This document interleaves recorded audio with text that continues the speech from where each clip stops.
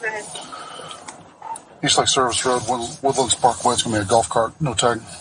Good evening. How you doing? Good. I'm Deputy Chief of the Sheriff's Office. Stopped you because you driving tag or unregistered vehicle with no tag on it on the roadway. Yeah, we went to the club. It was closed, so we went over and picked up some. Is your camera on? It is. I'm the police chief in Tampa. Oh, how you doing? I'm doing good. Okay.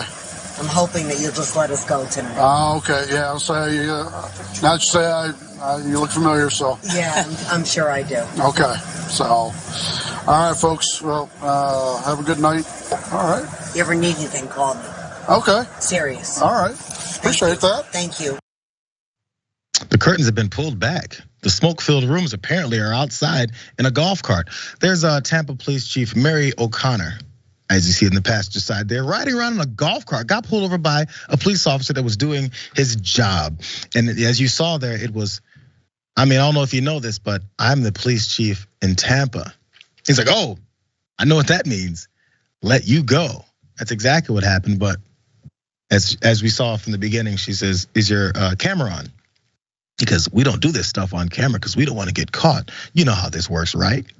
And don't forget, call me if you need anything, because now that you've let me off the hook, maybe I can repay you. That's how this works. More details of this. The police chief of Tampa, Florida was placed on administrative leave after flashing her badge in an attempt to get out of a traffic stop. That's what the mayor said. And on the 12th of November, Mary O'Connor and her husband were stopped by a Pinellas County Sheriff's deputy for driving a golf cart without a license plate. Body camera footage showed the officer explaining to the pair why he stopped them, as we saw. Hold on a second. If it's just for a missing plate on a golf cart, I don't know the degree of charges for that. I doubt she's gonna be in any kind of actual trouble with her job. She's a police chief. The fine, I assume, is gonna be maybe $100, $200, something like that.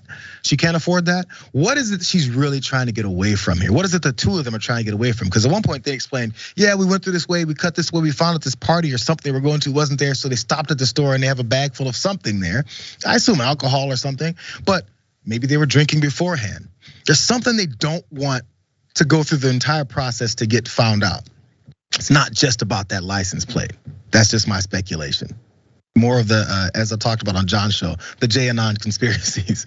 I'm just saying. But anyway, here's more, because the body cam footage caught all that stuff, and then the city hall folks then saw it. Because apparently when she said, is your camera on, he's supposed to go, yes, and then turn it off.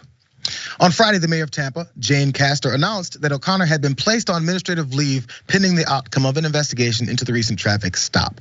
She added, we hold everyone accountable, no matter their position, and this behavior was unacceptable. Chief O'Connor will go through the due process and face appropriate discipline. Now, she did apologize though, the police chief there in Tampa. She apologized, but really, would she have apologized if none of this was found out, if the camera got turned off, like she was basically requesting for it to be? She issued this public apology saying, it was poor judgment on our part to be driving a golf cart on a public roadway without the appropriate tags. This Texas woman, meet her. Her name is Mindy Jeanette Stevens. Yeah, that's a mugshot. Frontal and side view. She's from Texas. She's the wife of a local fire chief. Keep that in mind too. She's been arrested for dumping 50 pounds of human feces on the steps of the local police department. Apparently she's fed up with their, can't say that. But according to this affidavit, there was an officer that was watching security camera as she did this. And he wondered, what the hell is going on? Let's go to his account of what he saw.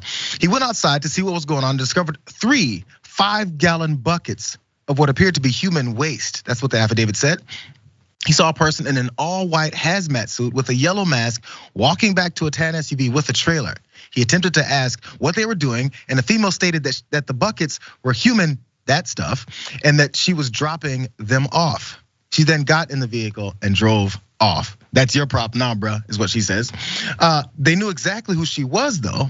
Maybe because she's the wife of the local fire or assistant fire chief. The supervising officer, lieutenant, reviewed the security footage and allegedly recognized the voice as being Mindy Stevens' voice. They must talk to her enough. This lieutenant also then reported the incident, and Electra Chief of Police Terry Wooten, they contacted the Electra City Administrator Steve Bolin regarding the buckets of human waste. They're trying to figure out how to get this stuff out of here. So during this ensuing conversation though, Wooten explained to Bolin who was also employed as a firefighter, what happened, and then noted that Stevens was the wife of the Electra Fire Department's assistant chief. That administrator, the city administrator, then contacted her and said, "Hey, you got to get this stuff out of here." And she flatly said, "No, I don't know what you're talking about. That's yours." At approximately 5:23 p.m., police called police. Boland did. He called the police and informed them that he spoke to Stevens and that she refused to retrieve the buckets. She then allegedly told the administrator that it was not her problem.